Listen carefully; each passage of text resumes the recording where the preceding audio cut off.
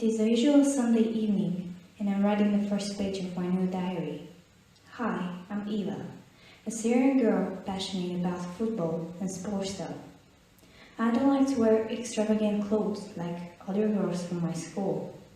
When it comes to school, I look at my big brother, Jack, who instead of doing his homework is playing video games. My father is watching TV, more exactly, a football match. And this time, I'm not watching the game with him because I think I like writing about my life more than watching a game that will lose so badly anyway. My little brother, Louis, is playing with his toys, making a lot of noise. Please be more silent and My is in the kitchen, making my favorite cookies. The sweet scented smell of the cake flooded the whole house. Yes. And you? Yes. Thank you.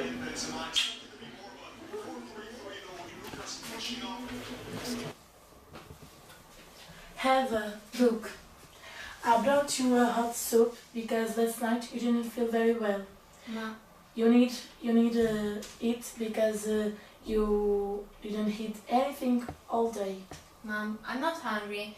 I just want to finish writing on my diary. Oh no, you need eat right now.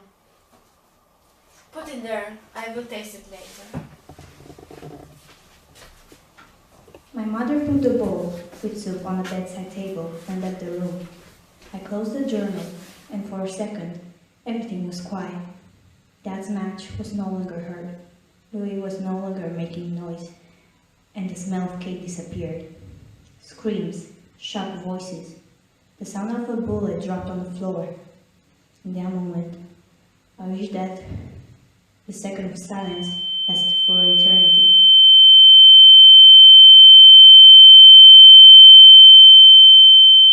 I got out of my bed, scared, and ran to the living room. The image I saw there, I wish I could just forget it, but unfortunately, it's the only one left in my mind. A terrorist who was shooting my dad, and in the kitchen was Mom, in a pool of blood.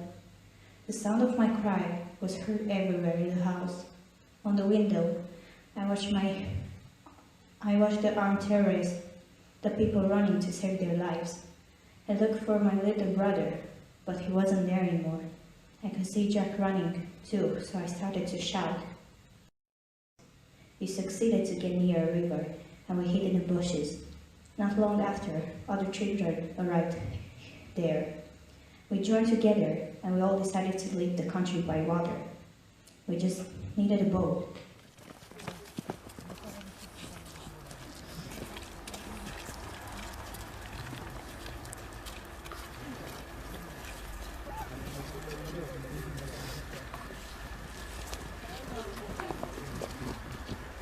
There was no reason to stay. The terrorists destroyed everything, and we didn't have a family anymore. It was not our fault that we were born here, but no one cares about it. No one cares about us. We suffer and lose the loved one just because we are born in the wrong place, and it's not fair. The pain that I feel right now is unexplainable. I wish I was dead too. But where I was hit, I will surely become stronger.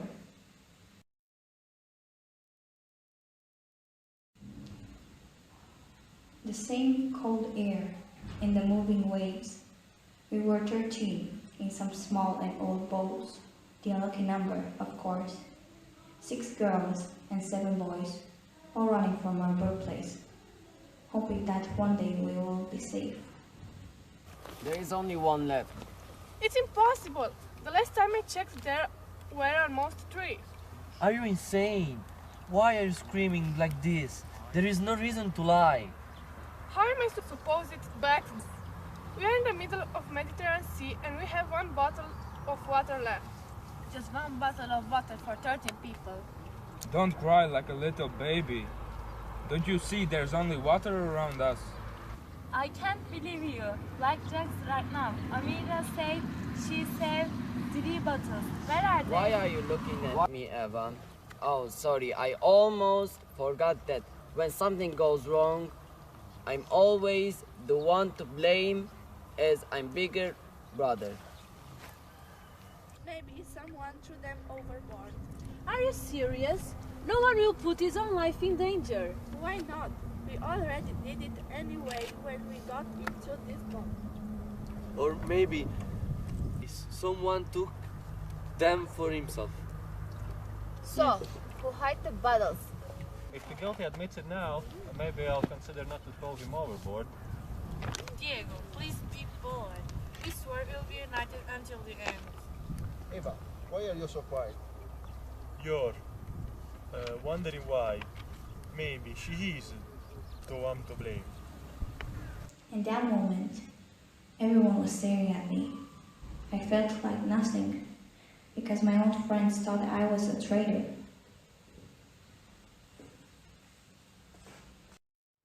It looks like you don't know me, Sam. I'm not that selfish. I'm not like you. Stop fighting, please. We need to stay together and be positive, not blame each other. We are going to be together all day anyway. But that bottle isn't enough even for one of us. And there are a lot of days until we reach the shore. Death is not an option, okay? Not for us. We will find a way to get over this. And we will survive like always did. The cold came to my bones. I'm sitting under a thin blanket that I share with Sandra, Amira, and my brother. We are all trembling. Hungry as my stomach hurts. I don't know if I can resist anymore. Eva, are you okay? Why are you crying? There are a lot of unpleasant memories in my mind. I lost everything. What else to fight for? The biggest pain you can feel is losing your parents and my little brother. I don't know what happened to him. Maybe he's dead too, or maybe he is somewhere there waiting for us to come after him. And we run like cowards. Please, my little sister, don't be sad. I know it's difficult to believe me now, but I promise you that one day we will come back and we will find our brother alive. As soon as it is possible. I love you so much that it hurts me to see you like this, with lots of tears in your eyes. And I'm so sorry that I want to run without you, but believe me, I was so scared that I forgot about you and Luis. And I consider myself the worst person for this because I only thought about myself, but what is the point of living in this world alone? Isn't every one of us part of everyone else?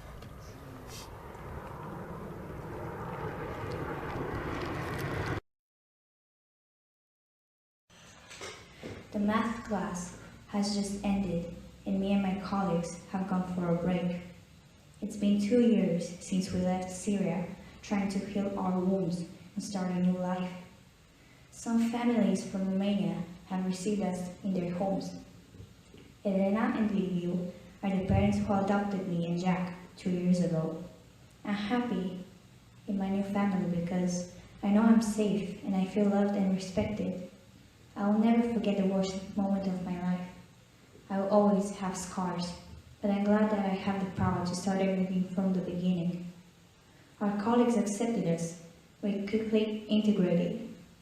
I feel like here's where I belong.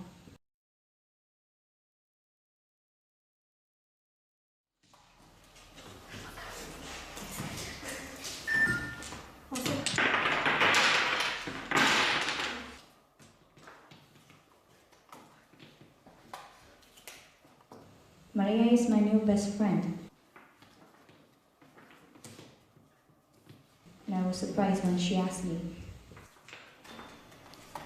Eva, you never told me your story. You keep everything inside. I want to know more about you so I can help you, because you are my best friend and I will never let you down. What do you want to know? How did your real mom look like? Was she kind? Oh, she had crystal eyes and a mother that always called me. She took the best food ever, but I never want to eat too much, so she thinks that I never like it. It's really hard to talk about her in the past. I understand you. You and the other refugees are an example of courage for all of us, and I will always support you. I will take care of you, I promise. want you to know that for me, you are the strongest person I know. You are a living proof that a refugee can start again if he really wants to.